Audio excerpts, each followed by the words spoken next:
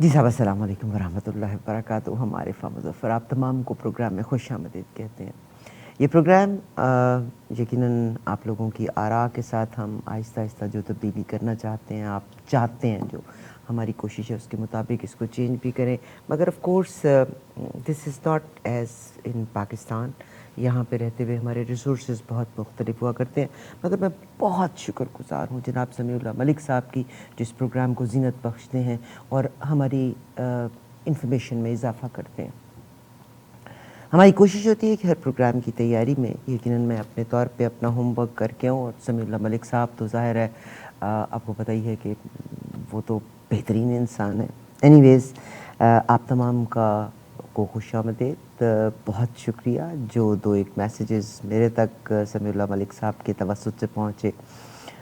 صادق صاحب آپ کا بہت شکریہ. ایک اور بھائی صاحب جو اوصاف نیوز پیپر کے آپ جو سینئر جرنلسٹ اوور دیئر، آپ کا بہت شکریہ. یقیناً میں اس چیز کی قائل ہوں کہ اگر ایک بچہ بھی چلنا چاہتا ہے اور اس کو انکریجمنٹ نہیں ملتی تو نہیں چل سکتا. یہ جو سٹیمرنگ ہے یا ہکلاہٹ ہے، یہ کیا ہے؟ اگر آپ ڈسکریج کرتے ہیں تو ظاہر ہے انسان اپنے آپ کو ظاہر نہیں کر سکتا، اپنی صلاحیتوں کا اظہار نہیں کر سکتا. مگر encouragement with the positive criticism, of course, not only the encouragement, of course, with the positive criticism, that makes a huge difference to make us better, to work us better. Anyways, سمیع اللہ ملک صاحب کا بہت شکریہ. اس programme میں بہت سی ان کی input ہے and I always look forward for this recording. سمیع اللہ ملک صاحب کی ویب سائٹ بیٹر ٹروتھ اور پوری دنیا کے اخباروں میں اور مختلف جگہ پہ آپ لکھتے بھی ہیں. بہترین شخص، بہترین تحقیق کے ساتھ آپ کے سامنے آتے ہیں. ہمارا نام عارفہ مظفر ہے. وہ مجھے ایک واقعہ یاد آ گیا. میرے ایک بہت اچھے کلائنٹ ہیں، تو انہوں نے ایک دفعہ مجھے کسی کام کے لیے کال کیا تو انہوں نے ایک مثال دی اور کل بھی میں اس مثال کو یاد کر رہی تھی. کہتے باجی عارفہ ਉਹ ਜਦੋਂ ਵੇਲ ਨੂੰ ਪਾਣੀ ਦਿਓਗੇ ਨਾ ਤੇ ਵੇਲ ਨੂੰ ਪਾਣੀ ਦੇਣ ਦੇ ਨਾਲ ਜਿਹੜੀ ਉਹ ਸੁੰਡੀ ਉਹਦੇ 'ਚ ਉਹਨੂੰ ਵੀ ਪਾਣੀ ਮਿਲ ਜਾएगा. تو میں سوچ رہی تھی کہ سمیع اللہ ملک صاحب تو بڑا دراز قد شخص ہے، مگر ان کے توسط سے آپ ہماری بات بھی سن لیتے ہیں. آپ لوگوں کا بہت شکریہ. مگر I learn a lot from him and after words آپ لوگوں کے فیڈ بیک سے. آج کا پروگرام جو ہمارا ہے اسرائیل کے متعلق اور اسی علاقے سے متعلق ہوگا. ایز آئی سیڈ، میرا نام عارفہ مظفر اور ہماری ویب سائٹ www.eawaz.com. آپ سے التماس ہے، آپ سے ریکویسٹ ہے، ضرور تشریف لائیے، وزٹ کیجیے گا. ہمارا فیس بک کا پیج جو ہے ای آواز ریڈیو کے لحاظ سے، جب یہ نام رکھا تھا آج سے تقریباً 22 سال پہلے، تو کیونکہ ہمارا تعلق ہی الیکٹرانک آواز سے تھا اس مناسبت سے. اینی ویز آج کا پروگرام آج کے جو ہمارے انٹرنیشنل صورتحال ہے اس کی مناسبت سے ہم آپ کے ساتھ شیئر کرتے ہیں. بہت سے مسکانسیپشنس ہیں. یہ اسرائیل کا یہ علاقہ، جب میں اس کی تفصیل جا رہی تھی، تو اولڈسٹ فاسلز جو ہے اسی علاقے سے ملے. اور میں دیکھ رہی تھی کہ 90 سے لے کے 1 ملین سال پرانے تک کے فاسلز بھی یہاں پہ ملے ہیں. اور اوکرا، یہ جو ریڈ کلر کا ایک تھا جو کہ باڈیز کو پریزرو کرنے کے لیے استعمال کیا جاتا تھا، وہ بھی ان جگہوں پہ ملا. یعنی لوگ ٹھیک ٹھاک ایڈوانس لوگ تھے. اینی ویز آج کے پروگرام میں جب ہم بات کر رہے ہیں یقیناً اسرائیل کے بارے میں تو صرف یہیں سے پروگرام کو سٹارٹ کرتی ہوں. You know what? It is very easy to blame others. Very easy to blame others. مگر اگر ہم تفصیل سے دیکھیں اور تسلی سے دیکھیں تو مورد الزام ہم خود کو ٹھہرائیں گے. میں کینیڈا کی اگر بات کرتی ہوں تو کینیڈا اور امریکہ بنیادی طور پر جو نیٹو انڈینز تھے ان کا تھا. پھر برٹشرز نے آنا شروع کر دیا، پھر برٹشرز نے آ کے امریکہ میں ٹیکسز لگانے شروع کیے، وہاں سے لوگ کینیڈا میں آئے. اور آج جو یہاں کے جو نیٹو انڈینز ہیں، جو ہمارے نیٹوز ہیں، آپ یقین کیجئے گا ان کے ساتھ بہت زیادتیاں ہوئیں اور ان کو ایک دم سے کارنر کر دیا گیا اور ان کے لیڈرز نے کمپرومائز کیا تھا. That's how I look at it. ٹھیک، کیا کمپرومائز کیا تھا کہ الٹیمیٹلی کہ ان کو فری شراب دی جائے گی، شراب پہ ان کو ٹیکس نہیں دیا جائے گا، سگریٹ دیا جائے گا، سگریٹ کے اوپر ان کو ٹیکس نہیں دیا گا. چھوٹی چھوٹی مراعات جو انہوں نے عام لوگوں کو خوش کرنے، لیڈرز نے پتہ نہیں کیا مراعات لی ہوں گی، واللہ عالم بالصواب، مگر وہ پھر جو لوگ تھے وہ کنفائنڈ ہوتے چلے گئے، کارنر کارنر کارنر ہوتے چلے گئے. اور پھر اس کے بعد جو لوگ باہر سے آئے تھے انہوں نے کینیڈا کو آباد کیا، اور آج کینیڈا آپ کو اس صورت میں نظر آ رہا ہے. سیم از ان امریکہ. اس ہسٹری کو پڑھ کے دیکھیے گا. مجھے تو ویسے خوف آتا ہے اس سے بھی، ٹھیک، مگر کیونکہ ہم غور نہیں کرتے اس بات پہ، اس لیے ہمیں احساس نہیں کہ امریکہ اور کینیڈا پہ بنیادی طور پہ جن لوگوں کا ملک تھا ان لوگوں کے ساتھ کیا سلوک ہوا. بہرحال ہمارا آج کا سبجیکٹ یہ نہیں ہے، ہم مڈل ایسٹ کی طرف نکلنا چاہتے ہیں. سمیع اللہ ملک صاحب تفصیل سے بات کریں گے، مگر میرا کنسرن اگین یہی ہے کہ بجائے اس کے کہ ہم دوسرے کو مورد الزام ٹھہرائیں، ہم اپنے آپ کو ضرور دیکھیں. میں ایک بڑی عجیب و غریب سی مثال دینا چاہتی ہوں یہاں پہ. وہ پاکستان میں جب لڑکے لڑکیوں کو چھڑا کرتے ہوتے تھے نا، تو لڑکی کی ماں جا کے لڑکے والوں کو کہتی تھی اپنے منڈے نو سمجھا کے رکھو، میری کڑی نو تنگ کرتا ہے. تو مائیں اکثر لڑکوں کی مائیں کہا کرتی تھی آپ اپنی بیٹی کی تربیت بہتر کریں، ٹھیک ہے، تاکہ یہ معاملہ یہاں تک نہ آئے. تو بجائے اس کے کہ ہم دوسرے کو بلیم کریں، we must see what we have done. اگر میں ہسٹری کو دیکھتی ہوں نا، تو بنیادی طور پر کینینائٹس کا یہ جگہ تھی، اور اس کے بعد پھر ظاہر ہے یہ بدلتی صورتحال آج آپ کو سمجھ آئی. مگر میں بنیادی طور پہ 1885 کے بعد کے دور پہ میں زیادہ جو غور کرتی ہوں. آپ کو معلوم ہی ہے کہ شریف آف مکہ یہ حسین بن علی کا دور تھا، اور 1852 سے لے کے 1931 میں پھر ان کی وفات ہو جاتی ہے. مگر انہوں نے اس سے پہلے بھی کمپرومائزز ہوتے رہے، مگر میں ایک مسلمان کی بات کرتی ہوں، حسین بن علی، جنہوں نے اپنے لیے اور اپنے بیٹوں کی بادشاہت کے لیے آٹمنز کی کمر پہ چھری گھونپی تھی، کیونکہ آٹمنز کو یقیناً ان پہ اتنا اعتبار تھا نہیں. آپ دیکھیے گا مکہ میں پھر انہوں نے کیا کیا تھا. اینڈ دین اسی زمانے میں بہت سے لوگوں نے یہ فلم بھی دیکھی، جو کیا تھی فلم، لارنس آف عربیہ. جب جاتے ہیں انہوں نے عربز کا حلیہ دھارا، اور جناب یہ جو حسین بن علی تھے کیسے انہوں نے ان کے لیے کام کیا، کیسے وہ ریلوے لائن کو اڑایا اور کیا کیا. مگر آپ کا کیا خیال ہے کہ وہ جو برٹشرز تھے وہ حسین بن علی کی فیور میں تھے؟ ان کے 2 بیٹوں کو انہوں نے بادشاہت دی، ایک کو دی تھی اردن میں اور ایک کو دی تھی عراق میں. الٹیمیٹلی سعود عبدالعزیز کے ساتھ مل کے حسین بن علی کا بھی بیڑا غرق کر دیا. حسین بن علی کو گلا تھا کہ جو برٹشرز ہیں انہوں نے ان کو بیٹرے کیا. کس بات پہ میں اور آپ روتے ہیں؟ پھر پہلے حسین بن علی اور پھر عبدالعزیز کے ساتھ ملنے کے بعد یہ ساری کی ساری کالونی بن جاتی ہے. کون سا ایک ملک اس کالونی میں نہیں آیا تھا؟ That was only Turkey. مگر جب انہی کی کالونی بن گئی اور پھر انہوں نے ہی وہاں پر ایک آباد کاری کر دی اسرائیل کی، یعنی 2 فساد کی جڑوں کو برٹشرز بو کے گئے تھے. اگر اس وقت کے لیڈرز نے اس چیز کو کنٹرول نہیں کیا تو آج تو وہ تناور درخت بنا ہوا ہے، اس کی جڑیں زمین کے اندر بہت دور تک گئی ہوئی. اب کوئی جنگ بڑے ملکوں کے درمیان نہیں ہوگی، اب جنگیں ہوں گی یا تباہ کاری ہوگی تو یہ مڈل ایسٹ میں اور اسی علاقوں میں ہوگی. Anyways I bring in the greatest man and that is جناب سمیع اللہ ملک صاحب، جو اس کے بارے میں تفصیل بتائیں گے. یہ میری ریزرویشن تھی، یعنی ہر بات پہ ہم دوسرے کو مورد الزام ٹھہرا دیتے ہیں. we must see کہ ہم نے کس حد تک اور کتنا کمپرومائز کیا.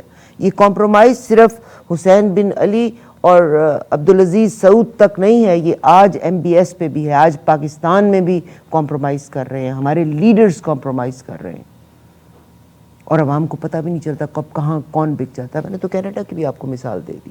اینی ویز جناب سمیع اللہ ملک صاحب، بٹر ٹروتھ ان کی ویب سائٹ ہے، آپ لکھتے بھی ہیں، آپ ریسرچ بھی کرتے ہیں. ڈاکٹر سمیع اللہ ملک صاحب بنیادی طور پر پیشے کے لحاظ سے انجینئر ہیں. آپ تو تعلیم یافتہ ہیں، مگر اللہ کرے باقی لوگ بھی اتنے تعلیم یافتہ ہو جائیں. سر السلام علیکم، کیسے ہیں آپ؟ جی وعلیکم السلام ورحمۃ اللہ وبرکاتہ، حیاک اللہ وبارک اللہ فیک.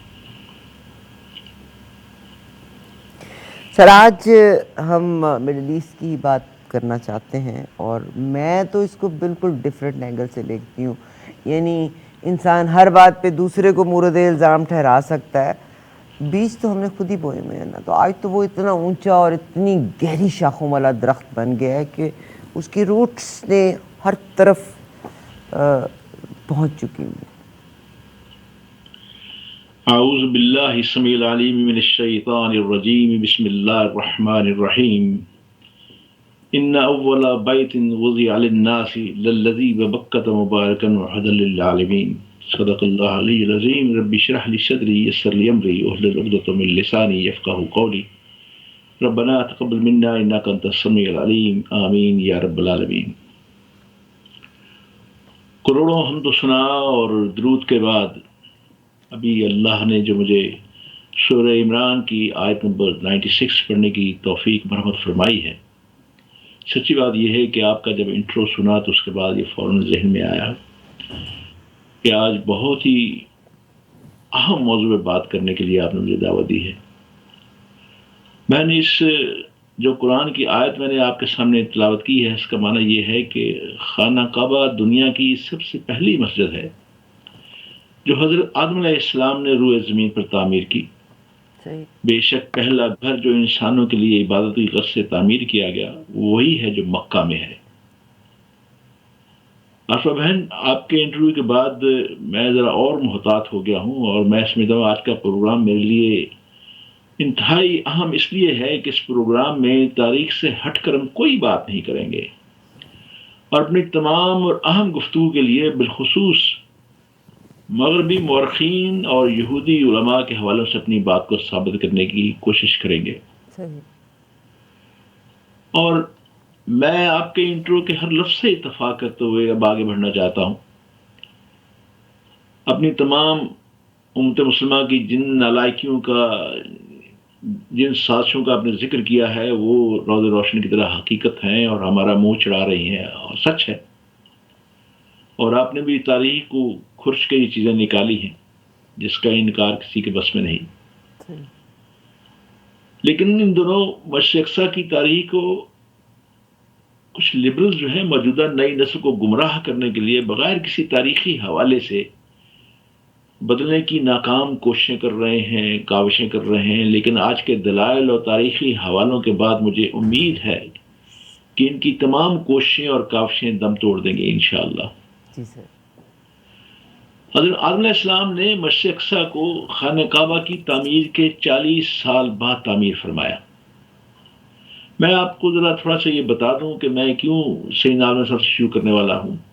میں پڑھ رہا تھا ان دنوں میں، جبکہ ان دنوں میں آپ کو پتا ہے کہ مشرق اقصی پہ جو مسئلہ چل رہا ہے اس سلسلے میں، تو میرے ہاتھ ایک کتاب آئی اور مسٹر جیمز براؤن کا نام ہے، وہ بہت بڑے ہسٹورین ہیں. جی سر. انہوں نے کہا کہ ہمارے پاس بیت المقدس سے مشرق اقصی جب وہ زخمی کی گئی تو اس کا ایک پتھر ہمارے حصے آیا، تو ہم پتھر کو اپنی لیبارٹری میں لے گئے اور مختلف جو ماہرین تھے ہم نے اس کا ڈی این اے کیا تو پتہ چلا یہ 16 کروڑ سال پرانا ہے. واو. اس سے زیادہ پرانا ہو سکتا ہے، اس سے کم نہیں، یہ ان کی رائے ہے. تو ہمیں تو پتہ نہیں اب دنیا کتنے کروڑ سال سے ماضی وجود میں ہے، لیکن ہمیں یہ بتایا گیا ہے ہمارے قرآن و حدیث سے کہ اس کی جو تعمیر ہے مشرق اقصی کی سیدنا آدم علیہ السلام نے فرمائی. جی. اب کعبہ سے مشرق اقصی جو ہے وہ 1234 کلومیٹر کی مسافت پر ہے، اور بعض مورخین کے مطابق مشرق اقصی حضرت آدم علیہ السلام کے زمانے سے حضرت نوح علیہ السلام کے زمانے تک مسلسل آباد رہی. اور حضرت نوح علیہ السلام کے زمانے میں جو ان کے زمانے میں طوفان آیا تھا، طوفان کی وجہ سے اب ہوتا ہے زمین میں ہر چیز منہدم ہو گئی، خانہ کعبہ بھی منہدم ہو گیا، یہ بھی منہدم ہو گئی.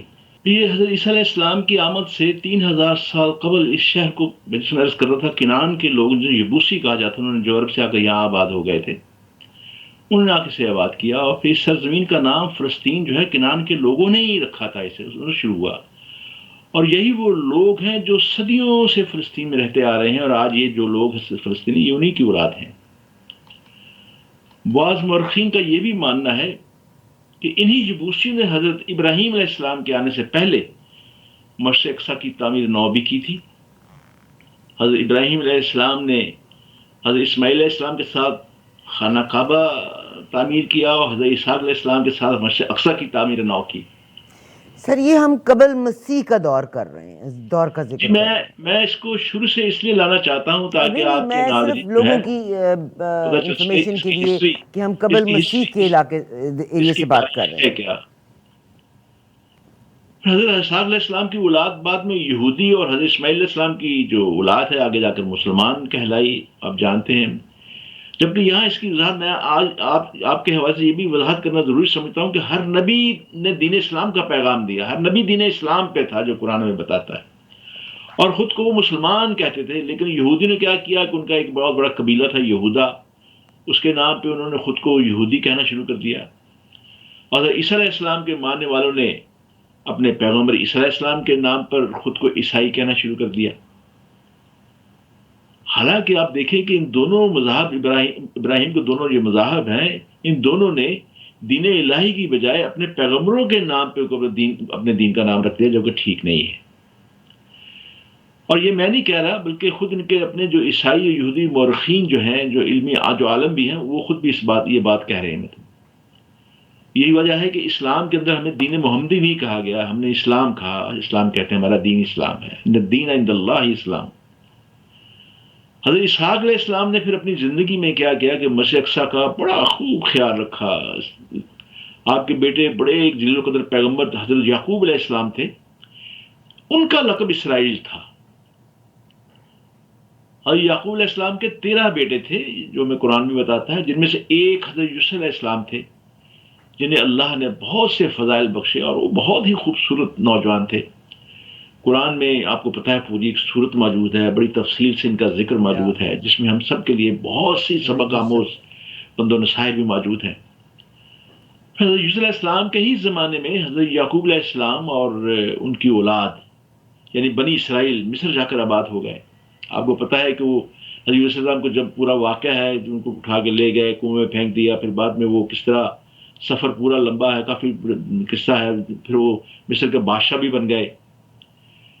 اور پھر وہ مصر کے اس لیے وہ سارے جب سارا معاملہ طے کھل گیا تو پھر حضرت یوسف علیہ السلام نے اپنے والد جو کہ خود جلیل پیغمبر ان کو بھی اور ساری اولاد کو بھی مصر میں بلا لیا. پھر حضرت یوسف علیہ السلام کے 400 سال بعد اللہ نے اپنے پیغمبر حضرت موسیٰ علیہ السلام کو حضرت یعقوب علیہ السلام کی اولاد کو بچانے مصر میں بھیجا. آپ کو حضرت یعقوب علیہ السلام کی اولاد کو بچانے اور بنی اسرائیل کی ہدایت کے لیے بھیجا گیا تھا، کیونکہ بنی اسرائیل جو تھے وہ اللہ کی راہ ہدایت سے ہٹ چکے تھے.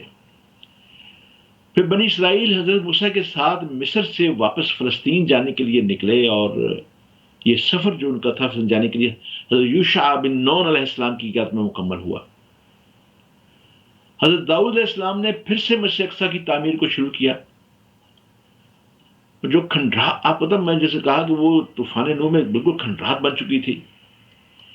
حضرت داؤد علیہ السلام نے اپنی وفات سے قبل یہ کام مکمل نہیں کر پائے تھے وہ، اور وہ وفات پا گئے. پھر ان کے بیٹے جو بہت جلیل القدر پیغمبر تھے اللہ کے، حضرت سلیمان علیہ السلام، بڑے ہی جلیل القدر اور بڑی طاقتیں ان کو دی گئی تھیں. انہوں نے مسجد اقصی کی تعمیر کو جاری رکھا، اور اس تعمیر کو آپ ہی نے حضرت سلیمان علیہ السلام نے مکمل فرمایا. آپ تھوڑا آگے بڑھیں، جیسے آپ نے ذکر کیا کہ 587 قبل مسیح میں عراق کے بادشاہ بخت نصر نے یروشلم پر حملہ کر دیا اور مسجد اقصی کی اینٹ سے اینٹ بچا کر رکھ دی. یہودیوں کے مذہبی صحیفے نظر آتش کر دیے گئے، اور 1 لاکھ سے زائد یہودی مرد و زن اور بچوں کو قیدی بنا کر وہ اپنے ساتھ بابل لے گیا. پھر کچھ عرصے بعد بخت نصر کی حکومت کو زوال آ گیا، اور ایران کے بادشاہ خورش نے بابل کو فتح کر کے تمام بنی اسرائیل کو آزاد اور یروشلم واپس جانے کی اجازت دے دی. یہ سارا واقعہ میں ایک یہودی عالم کی کتاب سے آپ کو بتا رہا ہوں، اس سے میں نے جو پڑھا ہے میں نے وہاں پہ. جو اب ذرا اور آگے بڑھیں، آپ حضرت زکریا علیہ السلام کے دور میں آ جائیں. حضرت زکریا علیہ السلام کے نام سے منسوب منبر جو ہے آج بھی مسجد کے احاطے میں موجود ہے، جو اس بات کی دلیل ہے کہ یہ مسجد زکریا علیہ السلام کے زمانے میں موجود تھی. پھر حضرت عیسیٰ علیہ السلام اور اس سے متعلق بہت سے اہم مقامات، یعنی حضرت عیسیٰ علیہ السلام کو ان کے مطابق جو ہم تو کہتے ہیں آسمان پہ اٹھا لیا گیا، لوگ کہتے ہیں لیکن وہ مقام بھی وہیں پہ موجود ہے، مسجد اقصیٰ کے بالکل ساتھ ہی موجود ہے، میں کو خود وہاں گیا ہوا ہوں ہے۔ اور یہ کہتے ہیں کہ کروسیفائڈ کر دیا گیا، پھانسی دے دی گئی۔ اب یہ دیکھیں کو پھانسی دینے والے کون تھے؟ یہ میں سوال ان لوگ دلوانے والے کون تھے؟ جن لوگوں کو تاریخ میں کچھ شغف حاصل ہے، میں چاہتا ہوں کہ وہ خود پڑھ لیں صحیح، کہ ان کو پھانسی دینے والے کون تھے۔ وہ آج کے یا پہلے وہ مسلمان نہیں تھے ان کو پھانسی دینے والے۔ پھر اس واقعے کے 70 سال گزر جانے کے بعد مسجد اقصیٰ پر روم کے لوگوں نے حملہ کر کے بہت تباہی اور بربادی پھیلائی، بہن بہت بربادی پھیلائی۔ صرف مسجد اقصیٰ کی 4 دیواری کھڑی رہ گئی، باقی سب ملیا میٹ کر دیا، مکمل مسجد منہدم کر دی گئی۔ اور یہ بنی اسرائیل میں بڑا ہی کڑا وقت تھا، اور آقا صلی اللہ علیہ وسلم ختم نبیین کی آمد تک، ان کی بعثت تک، پھر مسجد اقصیٰ اسی طرح رہی۔ مسجد اقصیٰ کا ذکر قرآن کریم میں آپ کو پتہ یوں کیا گیا ہے، سورۃ اسراء کی پہلی آیت ہی سے شروع ہوتی ہے کہ سبحان الذی اسریٰ بعبدہ لیلا من المسجد الحرام الی المسجد الاقصیٰ۔ آپ دیکھیں کہ کعبہ کو مسجد الحرام کہا گیا اور مسجد کو مسجد اقصیٰ اللہ نے کہا، مسجد الاقصیٰ، مسجد الاقصیٰ الذی بارکنا حولہ لنریہ من آیاتنا انہ هو السمیع البصیر۔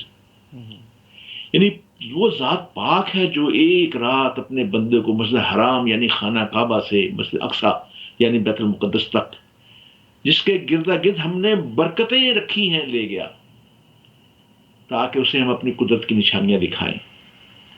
بے شک وہ سننے والا اور دیکھنے والا ہے۔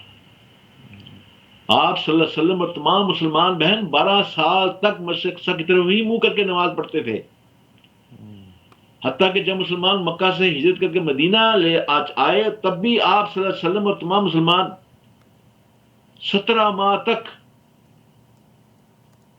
مسجد اقصیٰ کی طرف منہ کر کے نماز پڑھتے رہے۔ صحیح، یعنی یہ میں تاریخی اور قرآنی حوالے سے، احادیث حوالے سے آپ سے میں بات کر رہا ہوں۔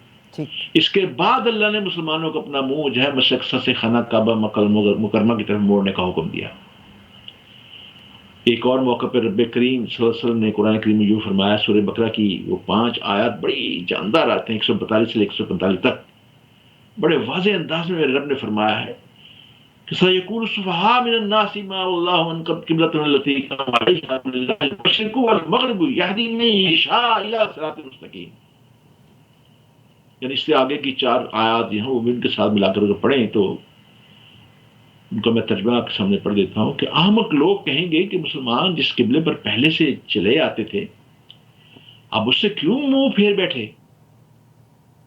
تم کہہ دو کہ مشرق اور مغرب سب اللہ ہی کا ہے، وہ جس کو چاہتا ہے سیدھے راستے پر چلاتا ہے، اور اسی طرح ہم نے تم کو امت معتدل، امت وسطی یعنی بنایا ہے تاکہ تم لوگوں پر گواہ بنو، اور پیغمبر آخر زمان صلی اللہ علیہ وسلم تم پر گواہ بنے۔ اور جس قبلے پر تم پہلے تھے اس کو ہم نے اس لیے مقرر کیا تھا کہ معلوم کریں کون ہمارے پیغمبر کا تابع رہتا ہے اور کون الٹے پاؤں پھر جاتا ہے۔ اور یہ بات یعنی تعویل قبلہ لوگوں کو اگر گراں معلوم ہوتی ہے، گراں معلوم ہوئی ہے، مگر جن کو اللہ نے ہدایت بخشی وہ اسے گراں نہیں سمجھتے، اور اللہ ایسا نہیں کہ تمہارے ایمان کو یوں ہی کھو دے۔ اللہ تو لوگوں پر بڑا مہربان اور بڑا صاحب رحمت ہے۔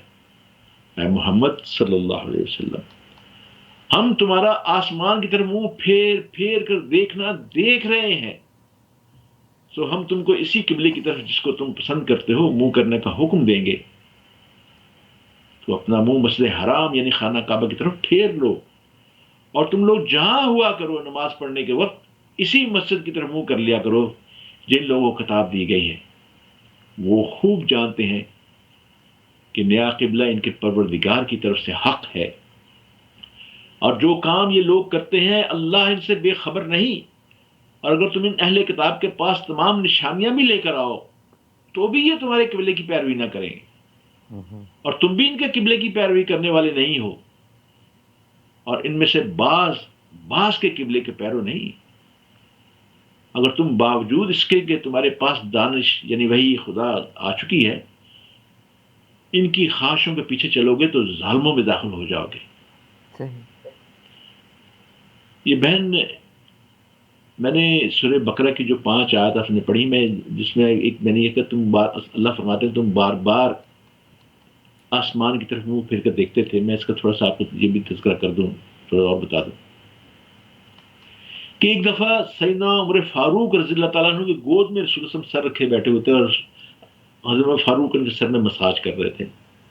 تو اچانک ان کی انگلیاں رک گئیں، تو رسول اللہ نے دیکھا کہ خاموش ہو گئے. وہ تو انہوں نے پوچھا کیا بات ہے عمر؟ تو وہ چونکے انہوں نے کہا کہ اللہ کے رسول، میرے ماں باپ پہ قربان، میں یہ سوچ رہا ہوں کہ ہمارے آباء و اجداد حضرت ابراہیم علیہ السلام کا قبلہ تو یہ تھا، ہم اس کی طرف منہ کر کے نماز کیوں نہیں پڑھتے؟ اس وقت ہم قبلہ کی طرف منہ کر کے نماز پڑھتے تھے. تو رسول اللہ صلی اللہ علیہ وسلم فوراً اٹھ کے بیٹھ گئے. انہوں نے کہا عمر تم نے میرے دل کی بات کی، جی تو میرا بھی یہی چاہتا ہے، لیکن میں اللہ کے احکام کا پابند ہوں، اللہ کے حکم کا پابند ہوں، میں کچھ نہیں کر سکتا اپنی طرف سے جب تک اللہ سے حکم نہیں آ جاتا. آپ یہ دیکھیں کہ سیدنا عمر فاروق رضی اللہ تعالیٰ عنہ کی یہ بات اللہ کو اس قدر پسند آئی کہ اس کے بعد طویل کعبہ کا حکم آپ پہ نازل ہوا. اب آئیے ذرا اور آگے بڑھتے ہیں. نبی کریم صلی اللہ علیہ وسلم کی وفات کے 6 سال بعد جب حضرت فاروق کے عہد میں مسلمانوں کا لشکر مختلف ممالک فتح کرتا ہوا یروشلم تک پہنچ گیا. آپ کو پتا ہے کہ سیدنا عمر فاروق کا زمانہ بڑا فتوحات کا زمانہ تھا، اور اس وقت بیت المقدس میں عیسائیوں کی حکومت تھی اور قلعہ بند ہو گئے. یاد رکھیں عیسائیوں کی، یہودی نہیں، عیسائیوں کی حکومت تھی، وہ قلعہ بند ہو گئے. اور صلح کے لیے یہ شرط رکھی کہ مسلمانوں کے خلیفہ خود آئیں گے تو پھر وہ انہیں شہر کی چابی کے حوالے کریں گے. چنانچہ حضرت فاروق رضی اللہ تعالیٰ عنہ کو اس کی اطلاع دی گئی تو آپ فوری طور پر خود یروشلم کے لیے روانہ ہو گئے. اور اس وقت وہاں پہ میں جیسے عرض کیا قابل عیسائیوں سے معاہدہ ہوا اور یروشلم اسلامی حکومت کا حصہ بن گیا وہ معاہدہ. میں آپ کو تاریخ ملت سے کچھ اقتباسات سے وہ چیز سنانا چاہتا ہوں. معاہدہ تھا کیا ہے کہ اس کے الفاظ کیا ہے. جی سر. اس کتاب میں یہ لکھا ہوا ہے کہ یہی اہل قدس کے نمائندے یعنی خلیفۃ المسلمین کی خدمت میں حاضر ہوئے اور صلح کی درخواست کی. حضرت عمر فاروق رضی اللہ تعالیٰ عنہ نے یہ درخواست منظور کی اور جب حسم ذیل پھر عہد نامہ اپنے دستخطوں سے لکھ کر ان کو عطا فرمایا. عہد نامہ کے الفاظ کیا ہیں؟ وہ اس سے شروع ہوتا ہے کہ اللہ کے بندے عمر امیر المومنین کی طرف سے اہل ایلیا یعنی بیت المقدس کو یہ امان نامہ دیا جاتا ہے. اہل ایلیا کی جان، مال، گرجوں، سلیبوں سب کو امان دی جاتی ہے. بیماروں، تندرستوں اور سب مذہب کے لوگوں کو یہ امان شامل ہے. اور عہد کیا جاتا ہے، وعدہ کیا جاتا ہے کہ ان کے عبادت خانوں پر قبضہ نہیں کیا جائے گا، نہ انہیں گرایا جائے گا، ان کے دینی معاملات میں کوئی مداخلت نہ کی جائے گی، اور یوں بھی کسی کو کوئی تکلیف نہ دی جائے گی. اور سنی اگلی لائن بڑی زبردست ہے. البتہ ان کے پاس یہودی نہ رہنے پائیں گے. اہل ایلیا کا فرض ہے کہ وہ جزیہ ادا کرتے رہیں اور متحارب رومیوں کو اپنے شہر سے خارج کر دیں، اور جو رومی شہر سے نکلے گا اس کی جان و مالک سے کوئی تعرض نہ کیا جائے گا حتیٰ کہ وہ اپنے وطن سلامتی کے ساتھ پہنچ جائیں. اگر اہل ایلیا میں سے کوئی رومیوں کے ساتھ جانا چاہے تو وہ بھی جا سکتا ہے، لیکن اگر رومی بھی امن پسندانہ طور پر رہنا چاہیں تو انہیں بھی انہی شرائط کے ساتھ رہنے کی اجازت ہے. رومی یہاں پہ یہودی مناظر. اس امان نامے کی اللہ اور اس کا رسول اور آپ کے خلفاء اور جملہ مومنین ذمہ داری لیتے ہیں. یہ ہے اس عہد نامے کی تحریر جو آج بھی مختلف تاریخی کتابوں میں لفظ بلفظ موجود ہے. بہت شکریہ. میں اگر تھوڑی سی بریک اگر ہم لے لیں تو زیادہ بہتر ہوگا، کیونکہ آج کا پروگرام جو ہے ہمارا تقریباً 4 حصوں میں جائے گا.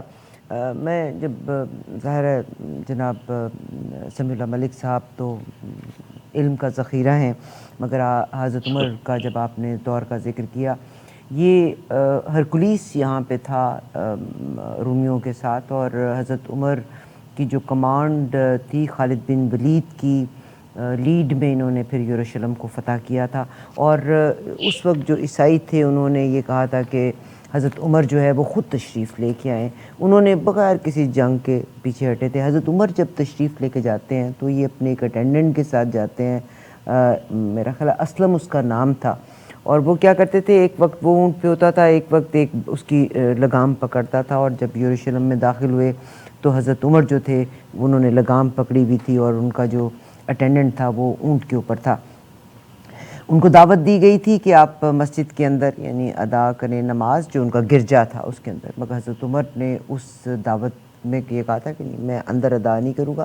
آپ نے باہر نماز ادا کی تھی, کیونکہ آپ نے یہ سمجھا تھا کہ مسلمان جو بعد میں اس کو اپنا حق نہ تصور کریں, یعنی کیونکہ ان کو جان اور مال کی امان دی تھی. تو وہ کہتے میرے پاس جب آج سمیع اللہ ملک صاحب نے ذکر کیا تو میں چھوٹی میری ایج زیادہ بھول جاتی ہوں, تو میں یادداشتیں تیار کر لیتی ہوں, تو میں اپنی یادداشت کی طرف گئی.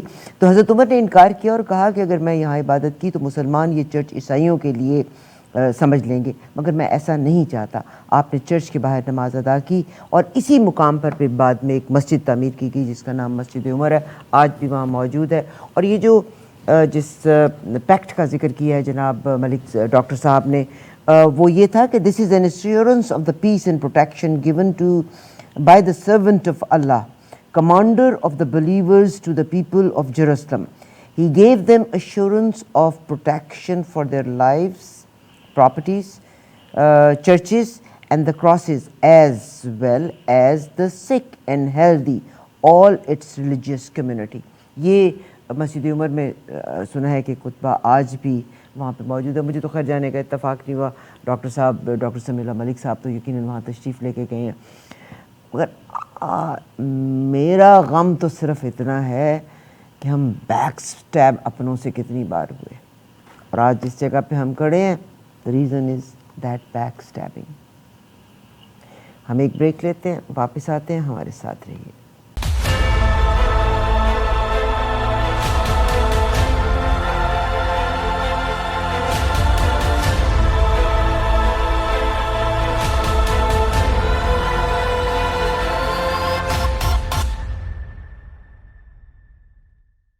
بہت شکریہ جناب سمیع اللہ ملک صاحب کا. ہم گفتگو کا سلسلہ وہیں سے جاری کرتے ہیں. میرا بلکہ دل کرتا ہے کہ بہت سے لوگ تو آپ لوگ پڑھے لکھے لوگ ہیں, کالمسٹ ہیں, اور لائک سمیع اللہ ملک صاحب, مگر میرے جیسے لوگ بھی پروگرام کو دیکھ رہے ہوتے ہیں. یہ جب ہم دوروں کا ذکر کر رہے ہیں نا, 4000 سال پہلے اور 2000 سال پہلے اور 2500, یہ قبل مسیح, بیفور دا کرائسٹ. اس کو بیفور دا کامن ایرا بھی کہا جاتے ہیں, کیونکہ بہت سے لوگ کہتے ہیں جی کرائسٹ کے نام کو بیچ میں سے حذف کیا جائے. یہ جو کرسچنز اور جوئش ہیں ان کا ٹھیک ٹھاک جھگڑا تھا. اب ذرا معاہدہ یہاں پہ ہوا ہے کہ اچھا کرسچنز کہتے ہیں ہم جوئش کو یہ جگہ لے دیتے ہیں تاکہ آگے کے مراحل طے پا سکیں, مگر بڑا جھگڑا تھا.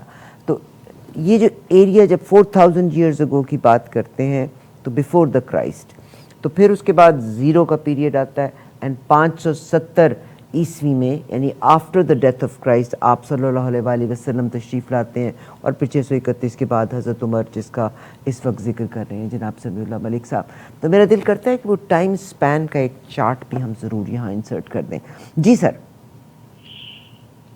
جی بہن, بریک سے پہلے ہم حضرت فاروق رضی اللہ تعالیٰ عنہ کے اس معاہدے کی الفاظ اور تحریر کا ذکر کر رہے تھے, اور شکر ہے کہ آپ نے بھی انگریزی میں اس معاہدے کو پڑھ کے سنا دیا, اور پورا واقعہ آپ نے جو اس کے بعد جو واقعہ پورا آپ نے بتایا, میں اس کی تائید کرتے ہوئے آگے چلتا ہوں کہ جب وعدے کی تکمیل ہو گئی, معاہدہ لکھا گیا, سگنیچر ہو گئے, تو اس کے بعد اہل قدس نے شہر کے دروازے کھول دیے, اور حضرت عمر رضی اللہ تعالیٰ عنہ کے ہاتھ میں چابی دے دی گئی, اور پھر اس کے بعد فاروق رضی اللہ عنہ نے بیت المقدس کا قصد کیا. پھر بیت المقدس کے سفر کے لیے حضرت عمر فاروق رضی اللہ تعالیٰ عنہ کی خدمت ایک ترکی گھوڑا پیش کیا گیا. آپ جب سوار ہوئے, سوار تو ہو گئے, تو گھوڑا اللیل کرنے لگا. عربی میں اللیل کہتے ہیں جب تڑپ اچھلنا کودنا اس کا مطلب. تو حضرت عمر فاروق اتر پڑے اور فرمانے لگے, کمبخت تو نے یہ غرور کی چال کہاں سے سیکھی ہے؟ اور پھر اپنے گھوڑے کو منگوا کر اسی پر روانہ ہوئے. پھر اس واقعے کے بعد کبھی بھی آپ نے ترکی گھوڑے پہ سواری نہیں کی. اچھا. حضرت عمر فاروق رضی اللہ عنہ جو ہے رات کے وقت بیت المقدس میں داخل ہوئے اور سب سے پہلے مشرق اقصی میں حاضری دی اور محراب داؤد میں 2 رکعت تحیۃ المسجد ادا کی. اب آگے تاریخ کے اور آگ کھنگالتے ہوئے میں بنو امیہ کے دور میں داخل ہونا چاہتا ہوں کہ وقت بہت کم ہے. خلیفہ عبد الملک بن مروان نے اسی مسجد جو حضرت فاروق نے بنوائی تھی اس کے اوپر ایک بہت بڑی سی مسجد تعمیر کروا دی. اس طرح حضرت عمر کے بنائی ہوئی مسجد مکمل طور پر اس مسجد کے اندر ہی آ گئی اور ابھی بھی یہی وہ تعمیر قائم ہے ابھی تک. تاہم بعد میں مختلف اسلامی بادشاہوں نے اس کی مرمت کا کام جاری رکھا، تبدیلی نہیں ہوئی. اس کے علاوہ انہوں نے ایک اور نہایت وسیع اور عالی شان عمارت تعمیر کی جس کا نام انہوں نے قبۃ الصخرہ رکھا، جو ابھی بھی انہی بنیادوں پر قائم ہے. بہن، قبۃ الصخرہ کا گنبد جو سنہری رنگ کا ہے مجھے نظر آتا ہے، اس کی 4 دیواری جو ہے نیلے اور خوبصورت پتھروں سے منقش ہے. بڑی خوبصورت عمارت بنائی گئی ہو. آئیے اور آگے بڑھتے ہیں. میں آپ کو 23 سے سن 1099 میں لے آتا ہوں. اس مشترکہ صلیبی افواج نے 5 ہفتوں کی مسلسل جنگ کے بعد یروشلم پر قبضہ کر لیا. اس دوران انہوں نے یروشلم میں کافی خون خرابہ کیا اور 70,000 سے زائد مسلمان مردوں، عورتوں، ضعیفوں اور بچوں کو ذبح کر دیا. یہ جو حوالہ میں آپ کو دے رہا ہوں 70,000 سے زائد کا، یہ برٹش لائبریری میں کتاب موجود ہے، بین ہرٹس کی کتاب. میں نے جیسے شروع میں کہا تھا کہ ہم تاریخی حوالوں سے ہی بات کریں گے اور ان کی کتابوں کے حوالے دیں گے. اب جب یروشلم پر صلیبی افواج قابض تھیں تو آپ کو پتا ہے کہ مسلمان ہمیشہ متفکر رہتے تھے کہ کس طرح سے یروشلم کو ان صلیبیوں کے جابرانہ تسلط سے آزاد کرایا جائے. اور اسی فکر کے ساتھ مسلمانوں کے بادشاہ تھے نور الدین رحمۃ اللہ علیہ، انہوں نے مسجد اقصی کے لیے ایک بڑا بہترین خوبصورت سا منبر بھی بنوایا تھا تاکہ وہ یروشلم کی آزادی کے موقع پر اسے خود اپنے ہاتھوں سے مسجد اقصی کے اندر نصب کیا جائے. تاہم نور الدین شاہ بادشاہ جو تھے اپنے اس مبارک ارادے کی تکمیل سے پہلے ہی اپنی نوعمری میں ہی انتقال کر گئے اور یروشلم کو صلیبیوں سے آزاد نہ کروا سکے. ہاں، اب اس کے بعد صلاح الدین ایوبی کا دور آیا، وہ مسلمانوں کے بادشاہ سپاسالار بنے اور آپ سب جانتے ہیں اور جو مغربی مورخین ہیں وہ بھی کہتے ہیں وہ بہت ہی بہادر بادشاہ تھے، بہت ہی بہادر سپاسالار تھے، بڑے فقیر قسم کے بادشاہ تھے. انہوں نے پھر سے مسلمانوں کو جمع کیا اور صلیبی افواج کے خلاف جنگ کی قیادت سنبھالی. 1187 عیسوی میں صلاح الدین نے صلیبی افواج کو بدترین شکست دی اور یروشلم کو ایک بار پھر سے آزاد کروایا. اور اس کے بعد صلاح الدین نے وہ خوبصورت منبر بھی جو نور الدین بادشاہ نے بنوایا تھا مشرق اقصی میں نصب کروا دیا. اب میں یہاں پہ ایک اور چیز ضرور ذکر کرنا چاہتا ہوں، اگر اس کا ذکر نہ کروں تو بڑی زیادتی ہوگی، کہ دوران جنگ، اب یہ دیکھیے حالانکہ جنگ میں ہر چیز جائز ہوتی ہے، دوران جنگ جو رچرڈ تھا صلاح الدین کے ساتھ جو لڑنے والا تھا سردار جو انگریز صلیبیوں کا، اس کا گھوڑا مارا گیا. صلاح الدین نے وہ جنگ بند کروا دی، حملہ بند کروا دیا. فوری طور پہ رات کے اندھیرے میں کچھ گھوڑے بھیجے. ایک گھوڑا نہیں بھیجا کہیں اس پہ یہ نہ زوم کر لیا جائے کہ یہ خاص طور پہ یہ گھوڑا بھیجا گیا تھا جس کی شکست ہو. کچھ گھوڑے بھیجے، بڑے اعلیٰ نسل کے گھوڑے بھیجے. کہا ان میں سے کوئی گھوڑا پسند کر لو جو تمہیں پسند ہے، یہ سارے بے شک رکھ لو. مجھے حیا آتی ہے کہ تم میرے دشمن ہو تو بغیر گھوڑے کے میرے ساتھ لڑو اور کمزور لڑو. کیا ایسی کوئی مثال تاریخ میں موجود ہے؟ خود یہ مورخ جو ہیں، مغربی مورخ جو ہیں، اس بات کو ریفرنس کوٹ کرتے ہیں. اب میں آتا ہوں اس منبر کی طرف جو سر میں آپ کو یہاں انٹرپٹ تھوڑا سا کرنا چاہتی ہوں. آپ نے جب یہ تذکرہ کیا مگر اس کی ایسنس کو دیکھیں، ایسنس کو اگر دیکھیں نا، یعنی آج تو ہم جب دشمن کو زیر کرتے ہیں تو ہم دشمن کو زچ کرتے ہیں. صلاح الدین ایوبی کی آپ نے فتح کا ذکر کیا، باقی تمام چیزوں کا، مگر جو چیز جس کو مغرب کے مورخ بھی ہائی لائٹ کرتے ہیں وہ کیا ہے کہ اس نے اس علاقے میں پھر انتقام کی کارروائی نہیں کی تھی. جو لوگ لگان دینے پہ تیار تھے ان سے لگان لیا تھا، جو لوگ اس جگہ کو چھوڑنا چاہتے تھے ان کو چھوڑنے کا کہا، جو لوگوں کے پاس پیسہ نہیں تھا ان کے حصے کا پیسہ بھی اس نے ادا کیا، اور مغرب اسی چیز کو زیادہ یاد کرتی ہے کہ آج مختلف ممالک میں سلاڈین ڈے بھی منایا جاتا ہے۔ آپ اس چیز کو دیکھیں، یہ جو ہم انتقامی پالیٹکس اور اپنی اجارہ داری قائم کرنے کے لیے آج جو سسٹم ہے، اصل صلاح الدین کی یروشلم کو فتح کرنے کے بعد جس چیز پہ غور کرنا ہے وہ یہ ہے کہ ان کا رویہ کیا تھا وہاں کے لوگوں سے، کیا انہوں نے ان سے بدلے لیے تھے؟ جب میں نے یہ صلاح الدین کی اس وار کے بارے میں ڈیٹیل میں پڑھا تھا تو مجھے بالکل فتح مکہ یاد آئی تھی کہ آپ صلی اللہ علیہ وآلہ وسلم نے ہندت تک کو معاف کر دیا تھا۔ ہم تھوڑا سا اس کو ریلیجیس سائڈ پہ لے گئے، حالانکہ ہمارا مقصد تو یہی ہے کہ یہ علاقہ ہے کون اور کس کی وجہ سے جوئش یہاں پہ آ گئے تھے۔ بہرحال آپ فرمائیے۔ بہت شکریہ، آپ نے وہ سارے فل دی بلینکس کر دی آپ نے اپنے واقعات بتا کے آپ نے، اور لیکن ادھر دیکھیے انتقام کا یہ عالم کہ وہ منبر جو کہ نور الدین بادشاہ نے بنوایا تھا، جسے صلاح الدین ایوبی اپنے ہاتھوں سے مسجد اقصی میں نصب کیا تھا، وہ عبادت کے لیے تھا، کوئی ویپن نہیں تھا، کوئی اسلحہ نہیں تھا، کسی کو نقصان نہیں پہنچا رہا تھا، لیکن بدقسمتی سے اس منبر کو ایک یہودی نے 1969 میں نظر آتش کر دیا، راکھ کر دیا۔ اب تاریخ ملت کا ایک اور اقتباس جو ہے حروب صلیبیہ کے ہے، وہ بھی ملاحظہ کر لیں، میں بھی آپ سامنے رکھتا ہوں، بڑا امپورٹنٹ ہے وہ بھی، کہ سلطان نے جب حرم پر قبضہ کرنے کے بعد فرنگیوں سے مار کرائی شروع کر دی اور 579 ہجری میں فوجیں جمع کر کے فرنگی علاقے پر حملہ کر دیا، تو متواتر 14 سال تک نصارہ سے جہاد کیا۔ شام کے تمام علاقے نصارہ سے بزور قوت لے لیے گئے، بیت المقدس فتح کیا، اسلام کے دشمن ریجی نالٹ کو قتل کر دیا گیا، دوسرے عیسائی حکمران گامی تھا، بالڈون تھا، والڈ تھا، کرنتی تھا، جوسکن وغیرہ جو سب جو گرفتار ہو گئے تھے، جیسے آپ نے کہا، ان سب کی جان بخشی کر دی۔ حالانکہ یہ ان افراد میں سے تھے جنہوں نے 70,000 مسلمانوں کو قتل کیا تھا، ذبح کیا تھا۔ انگریزی لفظ استعمال کیا، اس نے سلاٹرڈ لکھا ہے۔ اس مارکے کی حالات جو ہے تاریخ ملت کی ایک جو چھٹی جلد ہے اس کے اندر بھی بیان کیے جا چکے ہیں۔ اس زمانے میں موصل پر حملہ کیا تو عزیز الدین نے جو تھا اطاعت قبول کر لی۔ اب مشہور مغربی مورخ لین پول کیا لکھتا ہے وہ بھی سننے والی بات ہے۔ اس نے لکھا ہے کہ جنگ مقدس خاتمے کو جب پہنچی تو 5 برس کی مسلسل لڑائیاں ختم ہو چکی تھی۔ جولائی 1187 میں متیق پر مسلمانوں کی فتح سے قبل دریائے اردن کے مغرب میں مسلمانوں کے پاس 1 انچ زمین نہ تھی، لیکن ستمبر 1192 میں، یعنی صرف 5 سالوں کے بعد، جب رملہ پر صلح ہوئی تو سور سے لے کر یافا کے ساحل تک، وہ جس ایک پتلی سی پٹی کے سارا ملک مسلمانوں کے قبضے میں تھا۔ یہ کون کہہ رہا ہے؟ لین پولی کہہ رہا ہے، کوئی مسلمان مورخ نہیں لکھ رہا یہ۔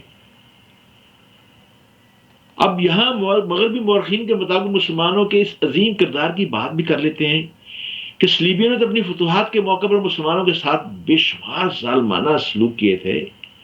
میں 2 بار دہرا چکا ہوں کہ بیت المقدس جب نصرانیوں نے لیا تو صرف مسجد صخرہ میں 70,000 مسلمان ذبح کر دیے گئے تھے، مگر جب بیت المقدس کو صلاح الدین ایوبی نے فتح کیا تو جیسے آپ نے پورا بات بتا دی کہ بالکل غیر معمولی فدیہ لے کر بڑی عزت احترام کے ساتھ نکلنے کا حکم دے دیا، اور جو نہیں دے سکتے تھے واقعی آپ نے صحیح کہا کہ خود اپنی جیب سے ادا کیا گیا، اور پھر ان کے لیے زیارت کی عام اجازت بھی مرحمت کر دی کہ تم زیارت کرنے کے لیے آ سکتے ہو، جب زیارت کرنا چاہو تو وہ بھی آ سکتے ہو۔ اب سوچنے کی بات یہ ہے کہ یہ بات مغربی مورخ نے اپنی کتاب میں لکھی ہے، جس میں نے کیا کہ میں کسی مسلمان کی کتاب کا حوالہ نہیں دے رہا۔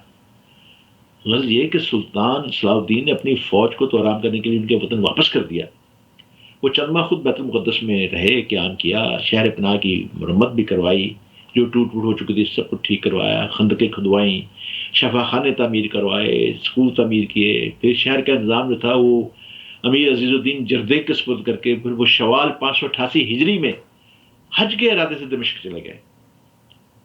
اب سلطان کے اہل و عیال دمشق میں آلریڈی موجود تھے پہلے سے، وہیں اس کے بھائی ملک عادل کرک سے آگے تھے، یہ عراق علاقہ۔ میں آپ کو یہاں یہ بھی بتاتا چلوں کہ سلطان صلاح الدین ایوبی کا عراق کے قبیلہ کرد سے تعلق تھا جو کرک میں رہتے ہیں۔ یہاں ان کا سارا خاندان نہایت آرام امن کے ساتھ رہ رہے تھے. سلطان کو دمشق اس قدر پسند تھا کہ مصر جانے کا خیال بھی انہوں نے نہیں کیا، اپنے واپس جانے کا خیال نہیں کیا. اب یہ برسوں کی جو جہاد کا سلسلہ تھا اس سے سلطان کی صحت بھی بگڑ گئی تھی. جہاد کی مسلسل مصروفیات اور شدید ترین جدوجہد میں اپنی صحت کا کچھ خیال نہ کیا انہوں نے. اب اس زمانے میں رمضان کے روزے قضا ہو گئے تھے، روزے انہوں نے پورے کیے جس سے صحت جواب دے گئی. حالانکہ طبیبوں نے منع کیا تھا کہ آپ روزے نہ رکھیں، بہت کمزور ہیں. لیکن انہوں نے کہا کہ پتہ نہیں پھر زندگی میں روزے ملتے ہیں نہیں ملتے، اس لیے میں یہ قضا پوری کر دوں. پھر سفر میں 599 ہجری میں حالات بگڑنے لگے اور مرض بڑھتا گیا، ان کا غشی طاری ہو گئی. بہت بڑے ایک بزرگ شیخ ابو جعفر سلطان کے پاس بیٹھے قرآن کریم کی تلاوت کر رہے تھے کہ 27 تاریخ دوشنبہ کو فجر کے وقت یہ عظیم مجاہد صلاح الدین ایوبی انہوں نے اجر لبیک کہہ دیا. اب بہن اس کے بعد 7 صدیوں سے زائد یعنی 726 سال تک، سنیے پھر میں کہہ رہا ہوں، دہرا رہا ہوں، 726 سال تک بیت المقدس یروشلم سارا فلسطین مسلمانوں کے پاس رہا. جیسے میں نے بھی کہا نا کہ 726 سالوں کے بعد 1918 میں سب کچھ تبدیل ہو گیا اور برطانوی حکومت نے یروشلم کو اسلامی حکومت سے چھین کر اپنے قبضے میں لے لیا. آپ نے اس کی بڑی چھینا تو آپ یہ بھی تو وجہ بتائیں، تاریخ بتا دی ہے سر یہ بھی تو وجہ بتائے نا. تو انہوں نے چھینا تو کوئی ان کو مدد کرنے والا تھا تو چھینا نا، اور مدد کس نے کی؟ اس میں ہمارے غداروں کے نام بھی آتے ہیں اور کہنا چاہیے، ہمیں اس بات کا اعلان کرنا چاہیے کہ جنہوں نے خلافت عثمانی کے ختم ہونے میں جنہوں نے بدر پردہ مدد کی. آپ یہ دیکھیے یہ جتنے بھی آج عرب ممالک ہیں یہ سارے خلافت عثمانی کے حصے تھے، صوبے تھے اس کے. مگر کس لیے کی؟ اپنے اقتدار کی ہوس میں نا. بالکل، ورنہ برٹشرز کیوں توڑ سکتے اس علاقے کو؟ کبھی بھی نہ توڑ سکتے. تسلیم بھی کرتے ہیں، یہ بات بہن صرف عبرتناک ہی نہیں شرمناک بھی ہے. صحیح. سر آپ کو میں یہیں پہ آپ نے بڑی خوبصورت بات اور اس نہج پہ آپ لے آئے. میرا رونا تو یہ کہ یس ہم صرف اپنی فتوحات کا ذکر کرتے ہیں، مگر ان فتوحات کے بعد اتنی بڑی سلطنت قائم کرنے کے بعد بیک سٹیپ کس نے کیا تھا، اور اگر وہ بیک سٹیپ کیا تھا تو کیوں کیا تھا؟ اور تاریخ اپنے آپ کو دہراتی ہے. ہم اس تاریخ سے کیوں نہیں سیکھتے؟ آج بھی ہماری صفوں میں وہ لوگ موجود ہیں جو بیک سٹیپ کر رہے ہیں اور اپنے ذاتی مفاد کے لیے کر رہے ہیں. That's what it is. جی میں آپ بالکل آپ کی اس بات کی تائید کرتے ہوئے میں آگے بڑھتا ہوں. آپ دراصل آج میرا ہی کام کر رہی ہیں ماشاءاللہ. گزارش یہ ہے کہ جب انگریزوں نے اس کو مکمل فلسطین کو اپنے زیر قبضہ لینے کی کوشش شروع کر دی تو پھر یہ برطانوی قبضے کے بعد یہودی دنیا بھر سے یروشلم میں آ کر رہائش پذیر ہونا شروع ہو گئے. صحیح. یاد رکھیں کہ اس وقت دنیا بھر میں انہیں یہودیوں کو ظلم و اذیت کا سامنا تھا. ہٹلر کے زمانے کو خود یہودی تاریخ میں کس طرح یاد کیا جاتا ہے ہم سب جانتے ہیں. پھر چند سالوں بعد انگریزوں پھر یہودیوں کی مشترکہ سازش کے بعد ہزاروں کی تعداد میں یہودی لوگ جہاں فلسطین میں داخل ہوئے اور فلسطین میں انہوں نے اپنے لیے جگہیں جو ہے خود خریدنا بھی شروع کر دیں، کچھ زور زور سے چھیننا شروع کر دیں. جبکہ فلسطینی مسلمان جو تھے اس سرزمین پر پرانا طرز رکھتے تھے اور سینکڑوں سالوں سے اس جگہ بسے ہوئے تھے. اس لیے آج جو لوگ یہ کہتے ہیں نا کہ بھی مطلب مسلمانوں نے فلسطینیوں نے خود اپنی زمینیں یہودیوں کے پاس بیچی ہیں، یہ درست ہے یہ بات، لیکن اتنی بیچی جتنی چھین نہیں گئی. یہ میں نہیں آپ سے کہہ رہا، یہ شمن بارٹس جو یہودی جو ورخ ہے شمن بارٹس اس نے یہ بات کہی ہے. اس نے کہا کہ کچھ فلسطینیوں نے اپنی زمینوں کے سے چھوٹے ٹکڑے بیچے تھے میں رحم کرنے کے لیے کہ یہ کچھ اپنی فصلیں اگایا اپنے خاندان کو پالے، لیکن انہوں نے پھر اور زمینوں پہ قبضہ کرنا شروع کر دیا. یہ میں یہودی مورخ کی بات آپ سامنے کہہ رہا ہوں اور اس میں کوئی شک نہیں، اس میں جو قصوروار ہیں جو آپ نے باتیں کہی ہیں میں اس کی 100% تائید کرتے ہوئے آگے بڑھتا ہوں. اب سر یہاں پہ میں آپ کو جو یہ کہنا چاہتی ہوں کہ کیونکہ ان لوگوں نے جنہوں نے کمپرومائز کیا تھا اس کی بنا پہ یہ کالونی بن گیا تھا برٹشرز کی، اور یہودی اگر بے اختیار لاکھوں کی تعداد پہ اس طرف منتقل ہوئے تھے تو ان کو کوئی انسینٹیو دیا گیا تھا، کوئی اس کے پیچھے محرک تھا، کوئی ان کو اشارہ دے رہا تھا کہ تم اس علاقے میں موو ہو جاؤ. And they were Britishers. بالکل صحیح، بالکل صحیح. آباد کاری کی اب تھی. فلسطینیوں کے پاس تو اپنی کوئی فوج تھی ہی نہیں. جی تو انہیں روک سکتے ہیں. انگریزوں کے پاس تھا، اور جیسے آپ نے بات سر مکمل کر روک دی. کیسے سکتے تھے؟ کیونکہ یہ تو کالونی تھی نا، برٹشرز کی جی بالکل. کالونی تھی. میرا گھر ہے، میرا دل کرے اس نکر میں ایک کو اب بٹھاؤں، یہ ہے اس کہ نکر اب میں یہ جب دوسرے کو زور بٹھاؤں. زور سے قبضہ کرنا شروع کر دیا تو فلسطینیوں نے اپنی سرزمین کو چھوڑنے سے انکار کر دیا.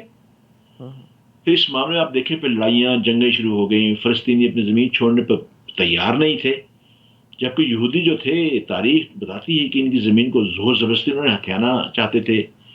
اور یہودیوں کی فوج مسلمانوں سے بہت زیادہ تھی، انگریز اس کے پیچھے تھا. آج نے کہا قانونی تھی، طاقتور تھے وہ. اس لیے 1948 میں فلسطین کی زیادہ تر زمین پر یہودیوں نے قبضہ کر کے آزاد اسرائیل کا اعلان کر دیا. یہ ایک ٹھیک سازش تھی کہ عرب ملکوں کے بالکل درمیان سینے کے اندر انہوں نے یہ خنجر گھونپا. ٹھیک سر. پھر 1967 میں امریکہ اور مغرب کی مدد سے بھرپور جنگ کے ذریعے یہودیوں نے مسجد اقصی پر اور مکمل یروشلم پر قبضہ کر لیا.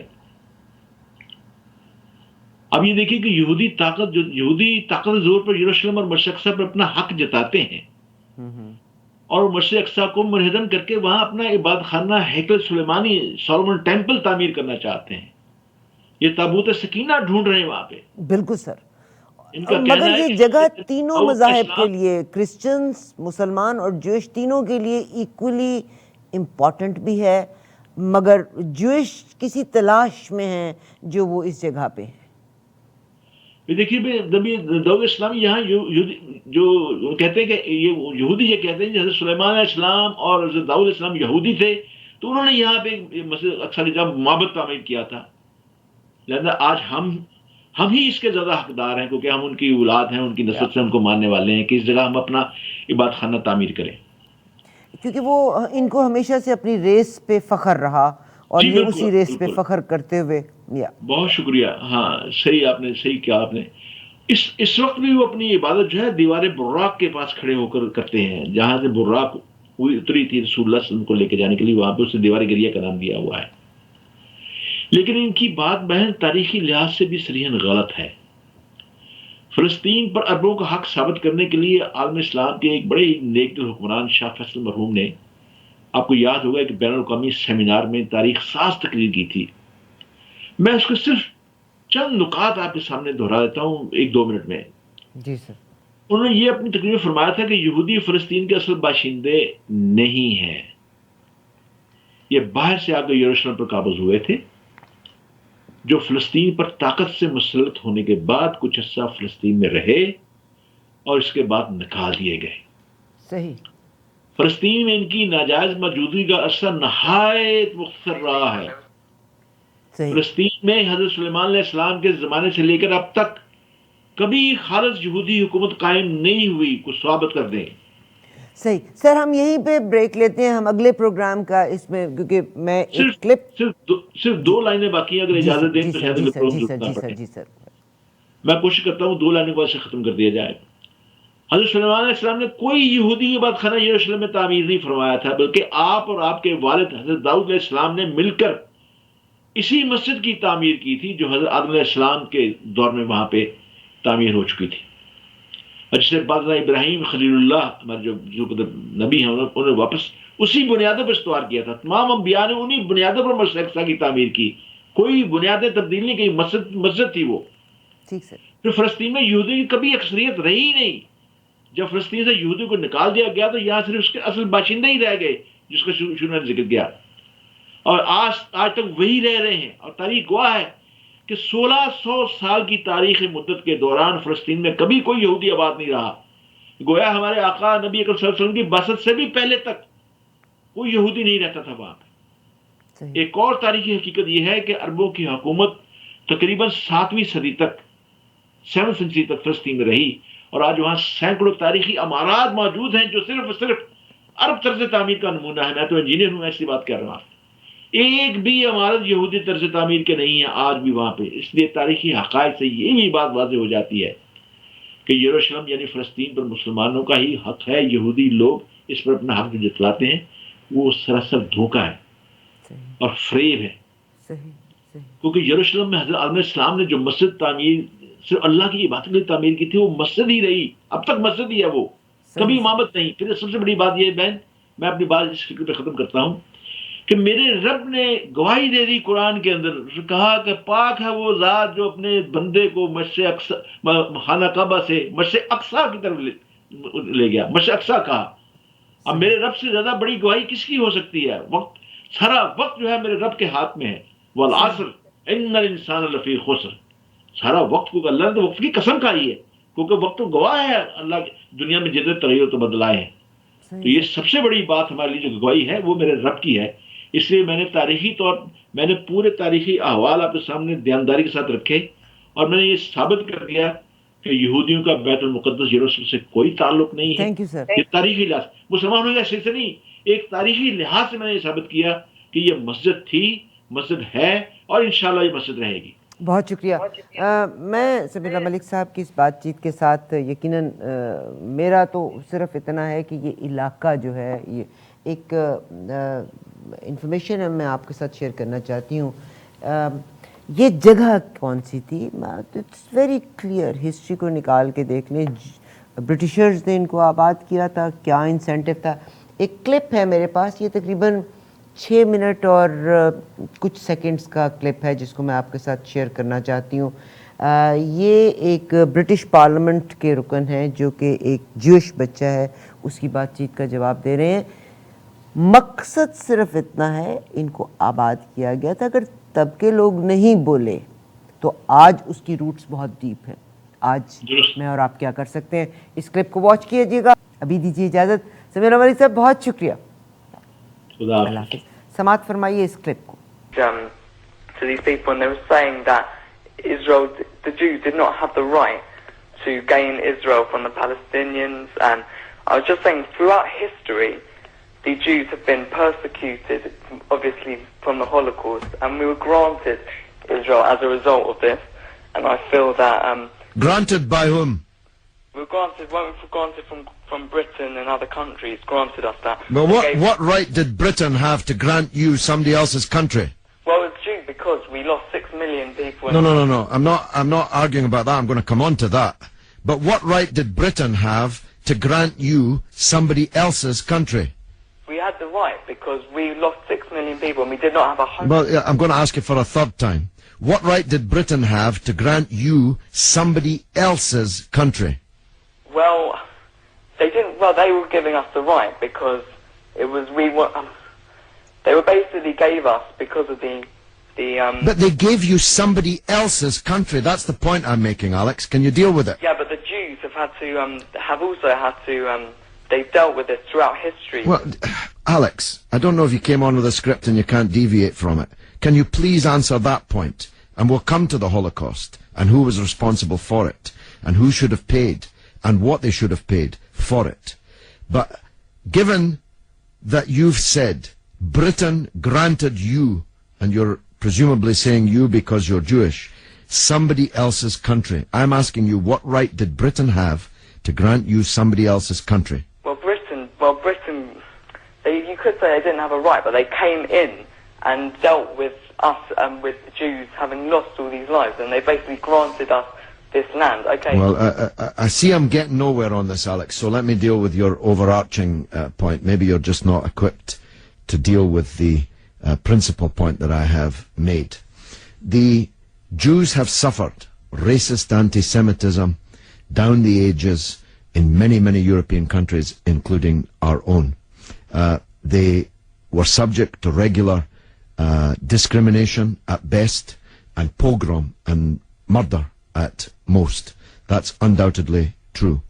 The one place in the entire world that Jews were neither discriminated against nor subject to pogrom was the Muslim world. In fact, so much was that the case that when Christianity came back to power in Spain, in Andalusia, in the western extent of the Islamic Empire, when the Muslims left, the Jews left with them because they feared the Christian anti-Semitism which would be unleashed in the wake of the departure of the Islamic civilization in the West.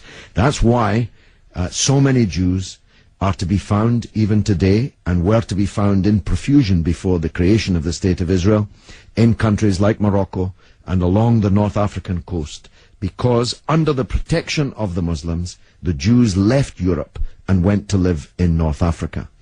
The Palestine that was wiped off the map when Britain granted you somebody else's country had Jews living side by side with Christians and Muslims for century upon century without the slightest trace of discrimination or violence or pogrom. So, what's happened is that Christian anti-Semitism in Europe, which massacred 6 million Jews in the greatest crime in human history, was paid for not by the Christian countries of Europe that either practiced or turned a blind eye to that anti-Semitism, but was paid by the very people who were completely innocent of that Holocaust, who had never persecuted the Jews, who had never pogromed the Jews. And that seems to me to add insult to the injury suffered by a people whose country was wiped off the map, who were dispersed into exile, to make way for a Zionist idea which was granted to European Jews, because these were the first settlers, granted to European Jews by Britain. And as you have singularly failed, 4 times I asked you, to acknowledge that Britain had no right to give away somebody else's country, one country giving to a second people the land that actually belonged to a third people, it seems to me an all-round injustice, don't you think, Alex? Yeah, I agree that they didn't so much have the right, but they were stepping in after the Holocaust to grant it to the Jews. But it was It was long before the Holocaust that Britain stepped in. Britain stepped in 1917 with the Balfour Declaration made by the British Minister Balfour on our behalf to a group of atheistic Zionist Jews. I make the point about atheism because it's now claimed that this is some biblical land right, as if God was an estate agent. The men to whom Israel was promised were atheistic Jews. They were not only not speaking for all Jews, they represented at that time in 1917 a tiny proportion of the world's Jews. Most of the world's Jews supported communist or socialist parties and ideas at that time. The Zionists represented a tiny sliver of Jewish opinion at that time. Yet Balfour promised them the land which belonged to a third people, without consulting either the British or the world's Jews, and least of all, consulting the Palestinians. Okay, well, thanks very much for talking. Okay, Alex, thanks for listening, my friend.